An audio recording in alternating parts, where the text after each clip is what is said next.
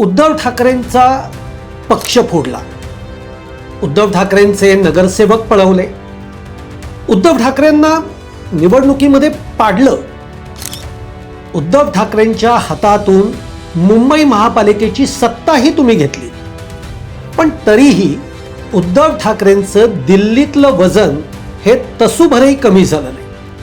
आता मी असं का म्हणतोय याचं कारण 2च दिवसापूर्वी दिल्लीमध्ये इंडिया आघाडीची बैठक झाली.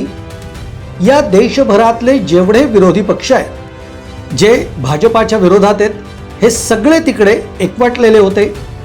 याचं कारण या पत्रकार परिषदेच्या वेळी जो कोऑर्डिनेटर होता त्यानं राहुल गांधींना तो सगळं ब्रीफ करत होता की कोण कोण या सगळ्या बैठकीला उपस्थित राहिले.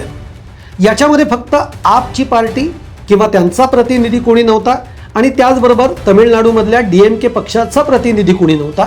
बाकी सगळे विरोधी पक्ष जे आहेत ते एकवटलेले होते. अगदी ममता दिदी सुद्धा आल्या होत्या. तो कोऑर्डिनेटर राहुल गांधींना सांगत असताना राहुल गांधींनी मध्येच विचारलं की ठाकरेंच्या पार्टीतनं कोण आहे.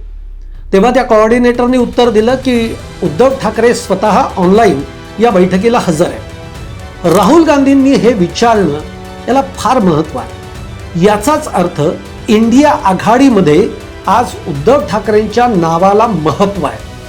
त्यांचं वजन किंचित सुद्धा कमी झालेलं नाही आहे. तुम्हाला काय वाटतं?